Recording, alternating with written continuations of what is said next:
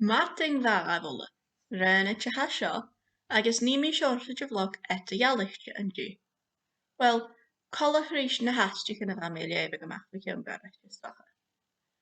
High and Keshta hood Adam, Leshgavel Cànanan Liturgical, Ca naomh, and 30 daoine and brains of bheil làitheil, agus muram faod, ciamar and coimhearsnachdail na Cànanan at bheatha. When sé féinneach mí an Cànanan mar Latin, Slavish agus Shamgreicish, agus mar sin réine míle súl na Cànanan up, ach be Cànanan Liturgical nó spiritual gomachomanta. An in Australia, be trichgur o tríneach Cànanan sa chorisneach, Cànan làitheil, Cànan seachnaí, Cànan gnáthis, agus mar sin rud. Well, sa chéad dolamach, haid solig an clacha Latin an an rointin tyfa na Eglise, mar exempla, animan feramal bruidhinn agus a làitheil. Ha ceist an Cànanan Liturgical really ceist mí dà-chànanachas coimhearsnachdail. Nuair a bhés dà-chànanachas coimhearsnachdail ann, bhí rointin theology ann far a chlocha gach Cànan. Sin mar a bhés an suíochaigh seasamach. Ha suíochaigh na Gaeilge a glóasacht, an chlach daoine a Gaeilge ag an tae, rís an seanfarentin, rís an títerin, ag an Eglise, ag an scóil, rís an carrigan, ans na méanan. Ha chans bha, ma ha Gaeilge a bhíach fa hús, go bhfuil go clachaigh an rointin theology, on na bhd a farentin rís, nuair a bhaid a rís. An suíochaigh seasamach, dà-chànanachas coimhearsnachdail, bhí ginealach a ginnealach a clachaigh an dà-chànan an dói, ans de rointin clachaí céadna. Mar sin, ha an Eglise, nó clachaí an spiritual eile na roin mhór, páist mhór de bheitha daoine. Nuair a bhés sin a bréan mí dà-chànanachas coimhearsnachdail, fé mí sin bréan mí Cànan na Eglise. An meise am orthodoxach, agus an súl na orthodoxach, ceist mhór hawn an Cànan an Eglise. Ha toliamsa Cànanan Liturgical a ha theology o Cànan Estadia, agus an súl na orthodoxach san lechrain siad, bhí orthodoxach o ruchan an eile go trícear son an Cànan a chubal beo, agus go trí, a sé ginealach na gá, go chlachaigh san Eglise bhain. An an lechrain siad, ha luchiampa hiawn, ag nach ach bheile, agus nuair a chanas meise rua go bhfuil meise san Cànanan dóchas a go mó beo, ha tolio a sin. Bhí déirech is mainneach go bhfuil mí amach mé Cànan na Eglise, go bhfuil mí sons gan bhí sin a clachaigh Greicis nó Ruthris san Eglise.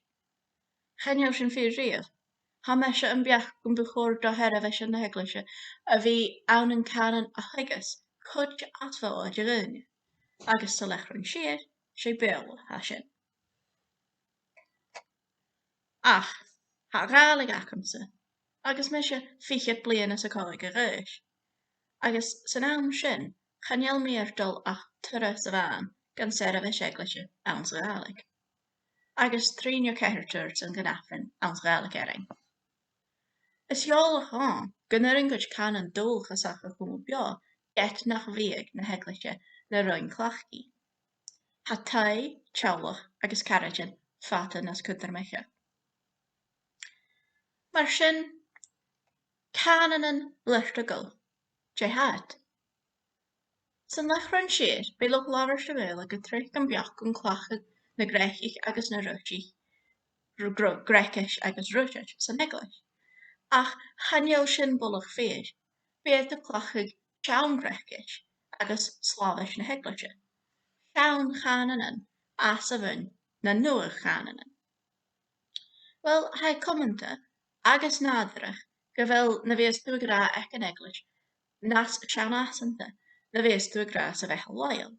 Díirech is gas go bhfuil seirbheis an creidimach bháin clochaíon agus apairsin a athraseach. Cí sin an ruth le dúilchaint blogó, nó beannach an tathairt an sonraite. Cha dá sich Cànanan Liturgical mar dat theology agus sonraite. Há sichiad mar Cànanan làitheil agus leis na bliacha na dulseachad ghatharaigh an canan làitheil. Ba Gréchas na Heaglaise, mar exempla sin coine Greek, díreach dul chaint cumanta agus siimplí a bhríonn imig duine, agus imig duine dà-chànanach, as té líon alles de bhór. Ba Sláis na canan ionadal ag duine etnach ró Gréchas. Tháinig Látain as té gan Eaglaise cuideach scas go rá í na canan cumanta an tuimhtí an impeach Rómanach. San Eaglas Orthodoxach tá sin riamh canan bheitha a thuairt isteach san Eaglas. Mar sin, chaneal an ceist rialaí an féid sin canan liturgical a chhlaach gan an rointin eile, ach go bhfuil canan an rointin eile a dul isteach an roin liturgical. Chaneal an canan liturgical sónrite, ach scas go bhfuil canan bheitha athraitheach. Nuair nach bhfuil canan go chhlaach ach san roin liturgical na spiritual, chaine canan beátha sin. Canan an cunaist is docha. Canan go bhí maribh go cínseach.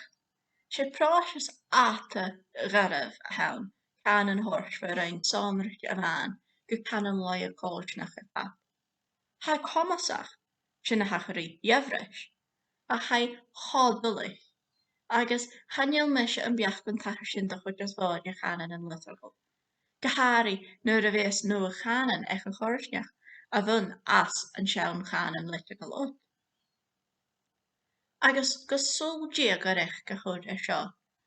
Chaning sa an bhórgain canan na Heaglaise a tharaigh, seach canan bheitha làitheil. Well, tá dhéanach é go bhórgain in an canan a chhlaachigh san Eaglaise sa fachin tuibh muí na Heaglaise. Nuair a bhés canan na Heaglaise scairte go canan bheitha làitheil, bíú a coiad ar an Eaglas agus do bheitha spiritual mar daata ha scairte fod a bheitha làitheil, agus chabhchóir. Sinead, like if questions in comment section, I mean, cínte could be, well, stocha go bhfuil questions. Cear ach, bhí beach gan achasa, I mean, cínteach sé ceist cudramach agus cunspadeach seo. Ach, Sinead, sin beach go hagam sa tíri an drásta.